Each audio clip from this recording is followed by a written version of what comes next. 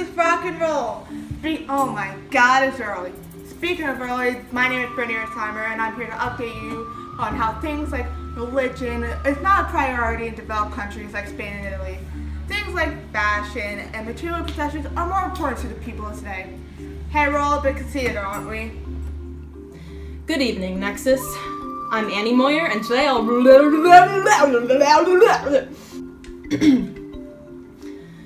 Sorry about that. We are experiencing some technical difficulties. I'm Annie Moyer, and today I'll be reporting on the commodification of Judaism in Europe and how globalization has affected what people once held sacred. Hi, my name is Danielle Robertson. She doesn't even go here. And I will be discussing how urban planning is affected by the sacred and secular world in Bosnia and Spain. It is 68 degrees outside. And there's a 30% chance that our world is already secular. Do you know who I am? I'm Caitlin from the Fashion World. I don't know if you know this, but I'm kind of a big deal. People know about me. Today, I will be talking to you about how sacred people are represented by secular garments in Spain. They've done studies, 60% of the time, it works every time. Boy, that escalated quickly. As the world transitions in the modern times, what was once sacred to a nation's identity is changing because of the widespread effects secularism has on religious ideas. We now question whether or not the secular world we live in today truly determines and drives various religious and sacred aspects of culture.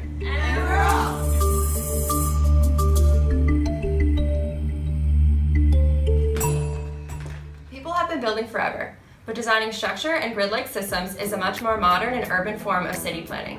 In early historical times, cities were placed between protective barrier walls, spontaneously placing buildings around a central focal point of the place of worship, either a mosque or a cathedral, as we've seen in the city of Sarajevo, Bosnia, and the old town of Dubrovnik, Croatia, because that's so fetch.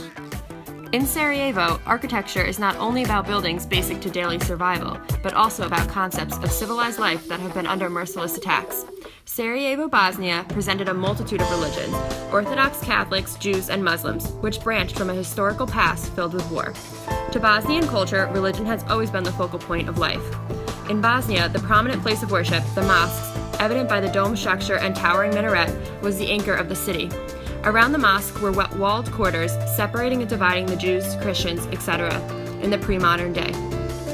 Today, although these mosques still act as the center of the cultural hub, the bazaar and shops surrounding these mosques through these winding roads are money-driven. The showcasing of the sacred in this case is driving the significance of the secular world.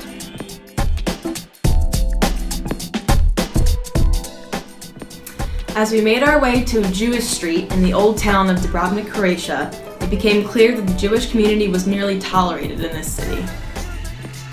Tucked away in a side alley, the tiny preserved synagogue sits on the third floor with a museum and a gift shop located underneath. At one time, the synagogue was a sacred place for Jews to worship until the Holocaust began the shift from a sacred to a secular Europe.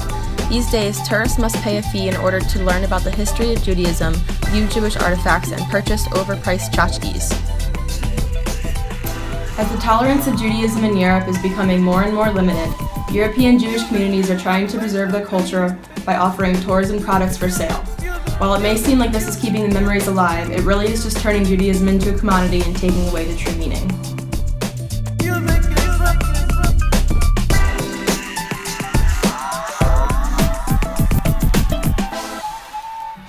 Here in Spain, we see a clear cultural difference from Croatia and Bosnia. Things are becoming less traditional in this Christian country. How so? We see this in their regional costumes for flamenco dancing and bullfighting. Each costume is very decorated and ornate, showing how highly Spain reveres those sacred traditions. The energy and excitement to see the matadors and dancers, dressed to the nines, displays the respect and praise the Spanish people have for them. Similar to Bosnia, Madrid, Spain is another spontaneous city built around a central religious focal point, the cathedral. Outside these cities, there is a much more urban plan through the boulevards and gridded streets that they present. As mentioned earlier, cities were built around this central place of worship, and this created scattered roads leading up to it. During the Middle Ages and Renaissance period, people had this idea that cities should become more orderly and decided to plan these more organized cities. As time went on and the industrial era began, people decided to sell off these land in rectangular lots as a money-making business outside these old cities. The cathedral in Spain has various examples of sacred individuals dressed in secular garments. This is first seen with the statue of St. George killing the dragon. Instead of being dressed like a saint, he is dressed in secular elements to make him look like a knight. This includes a helmet, chest protector, weapon, and a white mantle. These garments were commonly worn by Templar knights during the 1500s that would fight against Muslims to help protect the king. There's another example of a sacred figure wearing secular garments during the Corpus Christi procession, where Jesus was presented wearing a long cape that was commonly worn by kings.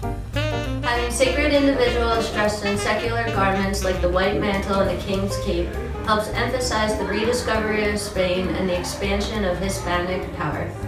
Hey you, I was talking to you, not her. I don't know her.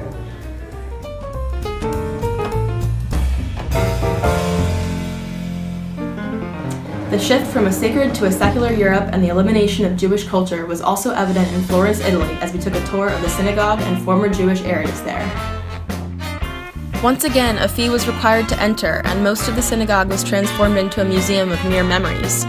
We visited the site of the old Jewish ghetto, which was destroyed following the unification of Italy. While this was originally viewed as a promise for Jewish people in Florence, the site today offers no evidence that the Jewish culture ever existed there. Now it is home to a children's carousel ride, expensive cafes and shops, and street vendors who take advantage of the many tourists who walk through the square. Judaism was once represented by a strong sense of faith and community among those who practiced the religion and embraced the culture. But globalization and increasing discrimination has caused Judaism to dwindle and rely on profit to try to remain relevant. Reporting live in a country of great food and fantastic fashion, Italy is the last step on our journey throughout Europe. The country's economy is primarily based in the textiles and fashion industry, both making it extremely important to the people who live here. People like Gucci and Salvatore Ferragamo brought Italy to the forefront of the world through their luxury bags, shoes, and more. The idea of made in Italy made being Italian so important to the people that it brought commerce, trade, and a whole lot of money. This whole lot of money made Italians a whole lot of happy.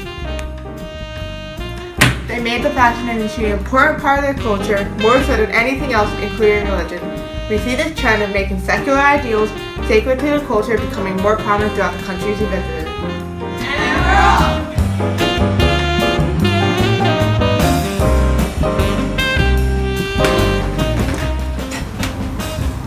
Throughout our exploration of the three regions in Europe, it has become very clear that both sacred and secular reflect each other. Various sacred elements will influence politics, government, and even commerce, while secular items help keep devotion to religion prominent. We would not be this modern world we are today if we did not build from our religious backgrounds. Did you have an awesome time? Did you drink awesome shooters and listen to awesome music? Did you just soak up each other's awesomeness? Because if you did, you go like Coco.